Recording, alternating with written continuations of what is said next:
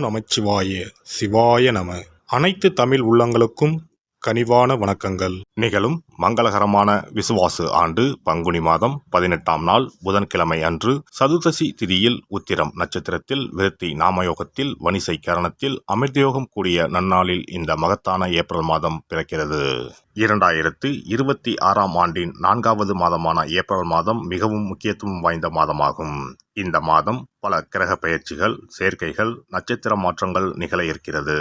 April மாதத்தின் முதல் வாரத்தில் செவ்வாய் பகவான் மீனராசிக்கு பெயர்ச்சியாகிறார். சூரியன், செவ்வாய் மற்றும் சனி ஆகிய கிரகங்கள் இணைந்து மங்களாதித்ய யோகம், திரிகிரக யோகம் உள்ளிட்ட யோகங்கள் உருவாக இருக்கிறது.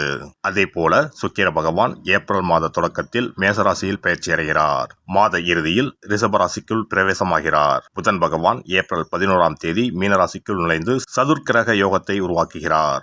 ஏப்ரல் 14ஆம் தேதி சூரிய பகவான் மேசராசிக்கு பெயர்ச்சியடைந்து சுக்கிரனுடன் இணைந்து சுக்கிராதித்ய யோகத்தை உருவாக்குகிறார். ஏப்ரல் 17ஆம் தேதி சனி பகவான் உத்திரட்டாதி நட்சத்திரத்தின் 3ஆம் பாதத்தில் பிரவேசிக்கிறார். ஏப்ரல் 30ஆம் தேதி புதன் பகவான் மேசராசிக்குள் நுழைய இருக்கிறார். இந்த கிரகங்களின் அமைப்பினால் உங்கள் வாழ்வில் ஏற்படக்கூடிய சுப மற்றும் அசுப பலன்கள் என்ன என்பதனையும், அசுப பலன்கள் ஏற்படுமாயின் ராசிக்காரர்கள் செல்ல வேண்டிய கோவில் மற்றும் செய்ய வேண்டிய பரிகாரம் என்ன என்பதனை பற்றியும் விரிவாக காண்போம். பிறக்கப் போகும் இம்மாதத்தில் உங்கள் வாழ்வில் வளமும் நலமும் செல்வ செழிப்பும் பெற்று வாழ்வின் உயரிய நிலையை அடைய எல்லாம் வல்ல எம்பெருமானை வேண்டி விரும்பி கேட்டுக்கொள்கிறேன்.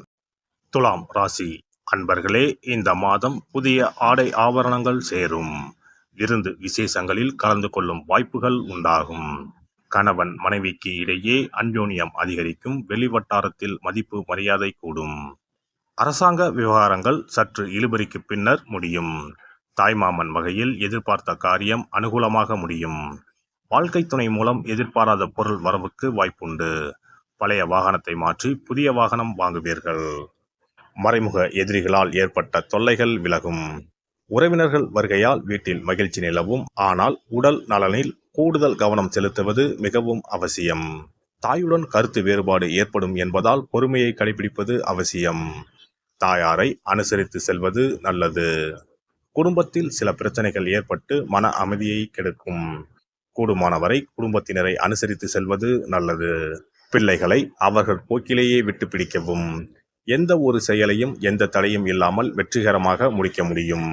அலுவலகத்தில் பணிச்சுமை அதிகரிக்கும். எந்த ஒரு வேலையும் சற்று கஷ்டப்பட்டுத்தான் முடிக்க வேண்டியிருக்கும். தீவிர முயற்சியின் பேரிலேயே உங்கள் கோரிக்கைகள் நிறைவேறும். சக ஊழியர்களால் ஓரளவு உதவி உண்டு. தொழில் வியாபாரத்தில் கூடுதலாக உழைக்க வேண்டும். ஆனால் அதற்கேற்ற ஆதாயம் கிடைக்கும். பங்குதாரர்களால் வியாபாரத்தில் லாபம் கூடுதலாக கிடைக்கும்.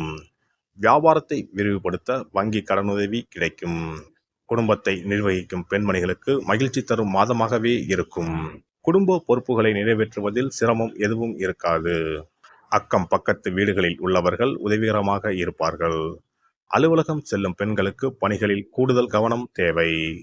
புதன்கிழமைகளில் பெருமாள் கோவிலில் நெய் தீபம் ஏற்றுவதும், ஞாயிற்றுக்கிழமைகளில் ராகு காலத்தில் துர்க்கையை வழிபடுவதும் நன்மையை தரும். ஒரு முறையாவது குலதெய்வத்தையும் இஷ்ட தெய்வத்தையும் ஒரே நாளில் சென்று தரிசித்து வாருங்கள். கடன் பிரச்சனைகள் தீரும். குடும்பத்தில் மகிழ்ச்சி நிலவும். மன நிம்மதி உண்டாகும். சிறப்பு தொகுப்பு. கண் திருஷ்டிகள் அகன்று தடைப்பட்டு கொண்டிருக்கும் காரியங்கள் நிறைவேற செய்ய வேண்டிய பரிகாரம் என்ன என்பதனை பற்றி காண்போம். வாழ்க்கையில் நல்ல நிலையில் இருந்தவர்கள் கூட திடீரென்று பொருளாதாரம் இழந்து மன கஷ்டங்களுடன் வாழும் நிலை ஏற்படும். இந்த நிலை எதனால் ஏற்பட்டது என்று ஆராய்ந்து பார்த்தால் பெரும்பாலும் அவர்களின் மீதான கண் திருஷ்டிதான் காரணமாக இருக்கும். கல்லடி பட்டாலும் கண்ணடி படக்கூடாது என்று சொல்வார்கள் அல்லவா, அது உண்மைதான். இது போன்ற பிறரின் பொறாமை கொண்ட கண் திருஷ்டியினால் பலரின் வாழ்க்கை சிரமத்திற்கு ஆளாக நேரிடும். இது போன்ற கண் திருஷ்டிகளிலிருந்து எப்படி தப்பிப்பது? இருக்கவே இருக்கிறது எளிதாக கிடைக்கும் ஊமத்தஞ்செடி. தெய்வ சக்தி நிறைந்த செடியாக கருதப்படும் ஊமத்தஞ்செடியின் காய், பூ, இலைகள் என அனைத்தும் தீய சக்திகள் விரட்ட பரிகாரத்துக்கு பயன்படுகிறது. பொதுவாக ஊமத்தம் காய்க்கு கெடுதலை அகற்றக்கூடிய சக்தி உண்டு.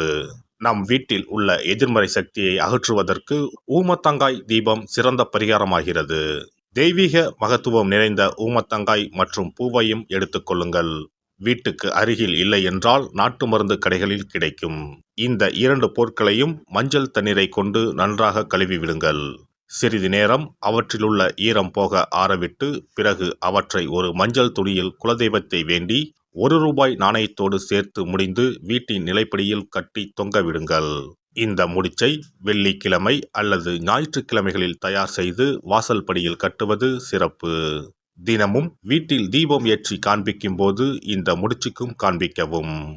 இதேபோல் ஊமத்தம் இலைகள் கிடைத்தால் அந்த இலைகளை சுத்தமான மஞ்சள் தண்ணீரில் கழுவிவிட்டு அவற்றை கொண்டு வீட்டில் இருக்கும் விநாயகருக்கு திங்கள் கிழமைகளில் தொடர்ந்து அர்ச்சனை செய்து வர வேண்டும்.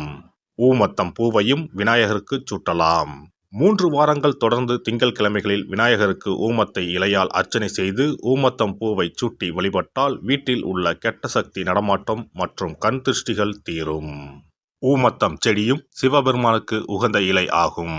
இந்த ஊமத்தங்காய் வைத்து சிவபெருமானுக்கு தீபம் ஏற்றி வழிபடுவதன் மூலம் நமது பிரச்சனைகளில் இருந்து எளிதாக விடுபட முடியும். முதலில் 2 ஊமத்தங்காய்களை எடுத்துக்கொள்ள வேண்டும். அவற்றின் மீது முட்கள் இருப்பதால் மிகவும் கவனமாக கையாள வேண்டும். ஊமத்தங்காயின் காம்பு பகுதிகளை வெட்டி கொண்டு கத்தியை பயன்படுத்தி ஊமத்தங்காயின் உள்ளே இருக்கும் விதை பகுதியை முழுவதுமாக நீக்கிவிட வேண்டும். பின்னர் 2 அகல் விளக்குகள் மற்றும் விளக்கு வைப்பதற்கான 2 தட்டுகளை எடுத்து சுத்தம் செய்து அவற்றிற்கு மஞ்சள் குங்குமம் போட்டு வைத்துக் கொள்ள வேண்டும்.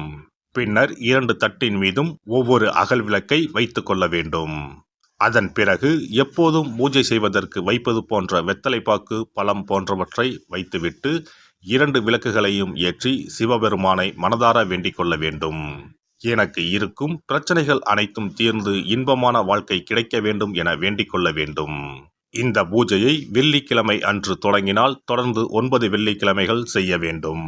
ஊமத்தங்காயின் மீது எவ்வாறு முட்கள் இருக்கிறதோ அதுபோல நமது வாழ்க்கையில் இருக்கும் முட்கள் போன்ற பிரச்சனைகளை அவை தீர்த்து வைக்கின்றன.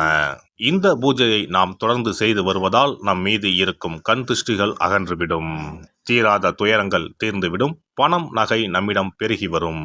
சிலருக்கு கையில் சுத்தமாக பணம் இருக்காது. வறுமை தாண்டவமாடும். கடன் தொல்லையால் கஷ்டப்படுவார்கள். பண பிரச்சனையில் சிக்கி கொண்டிருப்பவர்கள் இந்த தீபத்தை ஏற்றினால் 3 வாரங்களில் நல்ல பலனை பெற முடியும். தொழிலில் நல்ல முன்னேற்றம் இருக்கும். கடன் பிரச்சனைகள் தீரும். உறவினர்களிடையே பகைமை இருந்தால் அவையும் மறைந்துவிடும். நோய்வாய் உள்ளவர்கள் இந்த தீபத்தை ஏற்றுவதன் மூலம் நல்ல பலனை பெற முடியும். பொதுவாகவே எந்த பரிகாரம் என்றாலும் அதை முழு நம்பிக்கையுடன் செய்தால் மட்டுமே முழு பலன் கிடைக்கும் என்பதை நினைவில் கொள்ளுங்கள். எல்லாம் வல்ல இறையருளால் நீங்களும் உங்கள் அன்பு குடும்பமும் உடல் நலம், நீலாயுள், நிறை செல்வம், உயர் புகழ், மெய்ஞானம் ஓங்கி வாழ்க வளமுடன். இந்த வீடியோ பதிவு உங்களுக்கு பிடித்திருந்தால் லைக் பண்ணுங்க, கமெண்ட் பண்ணுங்க, ஷேர் பண்ணுங்க. மறக்காம சப்ஸ்கிரைப் பண்ணுங்க. பக்கத்துல இருக்கிற பெல் பட்டனை கிளிக் பண்ணுங்க. நன்றி, வணக்கம். ஓம் நமச்சிவாய.